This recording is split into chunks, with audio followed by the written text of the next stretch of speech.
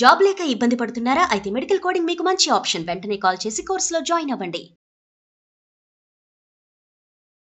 నమస్తే రాంగారు. నమస్తే అండి. రాంగారు, మామూలుగా గారాబంగా చూడాలి, లాడ్గా చూసుకోవాలి, ముద్దుగా చూసుకోవాలి. నిజంగా అది పిల్లల్ని ఎంత గారాబంగా చూసుకున్నా ఒక్కొక్కసారి మనకు ఆ గారాబం మనకు ప్రాబ్లం కాక పాపం చుట్టూ ఉన్న వాళ్ళు ఎంతమంది సఫర్ అవుతారు. నువ్వు ఒక పిల్లవాడిని అతి గారాబంగా చూస్తే అది ఎవరికి ఎంతమందికి ఎఫెక్ట్ ఎలా అవుతుంది.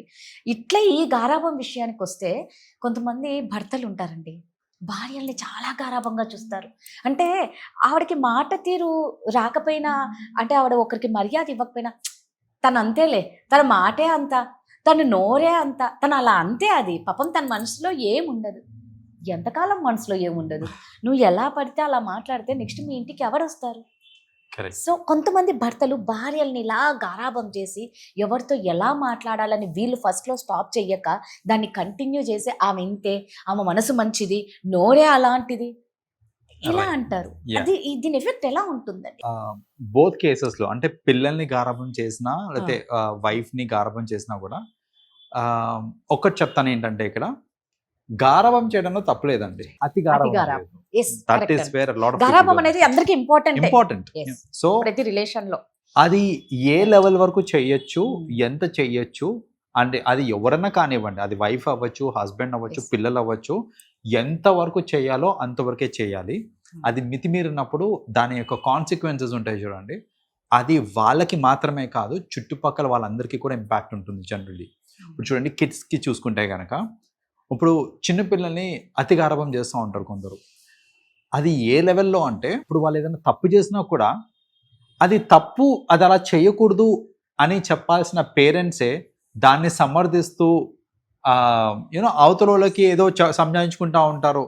ఎలా అంటే, ఇప్పుడు చూస్తుంటాను కొందరు కిడ్స్ని చూస్తుంటాను నేను, వాళ్ళు ఏంటంటే చిన్న పెద్ద లేకుండా మాట్లాడేస్తూ ఉంటారు, తేడా లేకుండా మాట్లాడేస్తూ ఉంటారు. వాళ్ళు నోటుకు వచ్చినంత మాట్లాడేస్తూ ఉంటారు.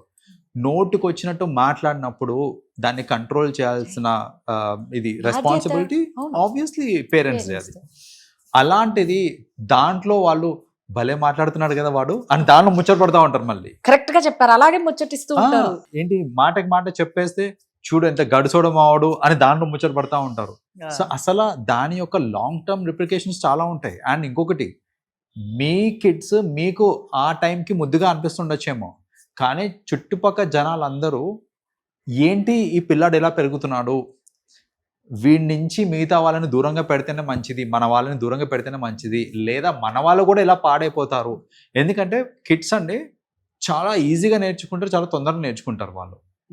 ఒక ఎగ్జాంపుల్ చెప్తాను ఇక్కడ. ఇన్ దిస్ కేస్, మా ఇంటి పక్కన ఒక చిన్న బాబు, వాడింత హార్డ్లీ ఒక 7 years అట్లా ఉంటాడు.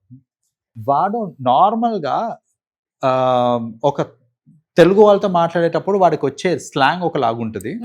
ఇంకొక మరాఠీ అబ్బాయి ఉన్నాడు, వాడికి ఏంటంటే వచ్చి రాని తెలుగు మాట్లాడుతూ ఉంటారు చూడండి. ఒక 5 నిమిషాలు ఆ మరాఠీ అబ్బాయితోటి వీడు ఉన్నాడు అని అంటే, వీడి తెలుగు కూడా వాళ్ళ మాట్లాడుతూ ఉంటాడు. వీడికి వచ్చి బాగానే వచ్చు తెలుగు వీడికి, కానీ ఆ మరాఠీ వాడితో కూర్చుని ఒక 5 నిమిషాలలో వచ్చి రాని తెలుగు, అరే ఎక్కడ పోతున్నావు, ఇట్లాంటి మాటలు. సో అంటే సీ ది ఇన్ఫ్లుయెన్స్, ఒక 5 minutes అంత ఇన్ఫ్లుయెన్స్ అయిపోతున్నారు. సో అంతగా ఇన్ఫ్లుయెన్స్ అయిపోతూ ఉంటారు. కాబట్టి కిడ్స్, మీరు గనక మీ కిడ్ని గారాబం చేస్తున్నారు అని అంటే, ఆ ఫ్రెండ్ సర్కిల్ మొత్తానికి కూడా అది ఇంపాక్ట్ అయ్యే ఛాన్స్ ఉంటుంది. Right. So that is over there. జనరల్ గా వైఫ్ ని కానీ హస్బెండ్ కానీ అతిగా గారాబం చేస్తూ వచ్చే ప్రాబ్లం ఏంటి అని అంటే, మీకు మీ వాళ్ళు ముద్దుగా అనిపిస్తుండొచ్చు, మీ వైఫ్ మాట్లాడే మాటలు, మీ హస్బెండ్ మాట్లాడే మాటలు మీకు ముద్దుగా అనిపిస్తుండొచ్చు, అవతల వాళ్ళకి చిరాగ్గా ఉంటుంది. రైట్. సో ఆ కంట్రోల్ అనేది ఇట్ ఈస్ ఇంపార్టెంట్. వాళ్ళు ఒకవేళ కంట్రోల్ తప్పి మాట్లాడుతున్నారు అంటే, అది అలా మాట్లాడకుండా ఉండాల్సింది, అది కరెక్ట్ కాదు అని చెప్పాల్సిన రెస్పాన్సిబిలిటీ స్పౌస్ది. సో హస్బెండ్ కానీ వైఫ్ కానీ మాట తీరుని కరెక్షన్ చేయట్లేదు అని అంటే, అది అలాగే కొనసాగుతుంది. అండ్ ఇన్ ఎ వే చెప్పాలి అని అంటే, నెమ్మదిగా మీ ఫ్రెండ్స్ కట్ అవుతూ ఉంటారు. అత్తగారికి కూడా కొంతమంది అంటే వాళ్ళు అలాగే మాట్లాడుతుంటే పాపం కొంతమంది అత్తగారులు ఏం చెప్పలేకపోతారు. ఏమన్నంటే ఆమె స్వభావమే అలాంటిది, ఆవిడ మాట తీరే అలాంటిది, మనసులో ఏముండదు. అరే మనసులో ఎవరికి కావాలి, మన మాట కదా. మాట తీరు, that is more important. So ఇప్పుడు నువ్వు సరిగ్గా మాట్లాడట్లేదు, ఆ మాట తీరు అంతే అని నువ్వు ఒకరికి చెప్పుకుంటున్నావు, ఎంతమందికి చెప్తావు? ఎంతమందికి చెప్తావు? కరెక్ట్. రేపు పొద్దున సొసైటీలో తిరిగేటప్పుడు, రేపు షాపింగ్ మాల్లో కానివ్వండి, తెలిసిన వాళ్ళు తెలియని వాళ్ళు ఎంతో మందితో ఇంటరాక్షన్ అవుతూ Correct. ఉంటుంది. అవును. అందరికీ చెప్పుకుంటూ వస్తావా ఆమె మాట తీరు అంతే అనేసి? చేయలేం, దట్స్ నాట్ ప్రాక్టికల్ కదా. Yes. సో అందరికీ ఆమె మాట తీరు అంతే అని చెప్పే కంటే మాట తీరుని మారుస్తే అయిపోతుంది కదా. Right. That is the solution.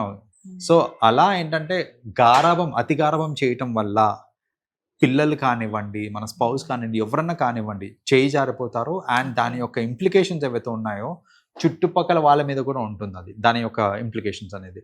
కాబట్టి ఎంతో కొంత గారాబం is still okay, Right. But అది మితిమీరకుండా చూసుకోవడం అనేది మన బాధ్యత. మీరు అన్నట్లు ఎంత పెద్ద పెద్ద మాటలు మాట్లాడినా కూడా అబ్బాయి ఎంత తెలివైన వాడు, ఎంత షార్ప్ మా వాడు, ఆ, ఎంత చక్కగా మాటకు మాట చెప్తున్నాడు. అన్ని ఇలాంటి ఇప్పుడు ఒక్కొక్కసారి కొట్టేస్తా ఉంటారండి చిన్న చిన్న పిల్లలు, చాలా గట్టి కొడతారు వాళ్ళు. అవును. కొట్టినప్పుడు కూడా పేరెంట్స్ రియాక్షన్ కూడా ఎలా ఉంటుందంటే చిన్న వాడంతేలేండి అని వదిలేసేయండి అని మనకు చెప్తారే తప్ప, అరే అదే కదా. కొట్టకూడదురా అట్లా అని వాడికి చెప్పాలి కదా పిల్లవాడికి.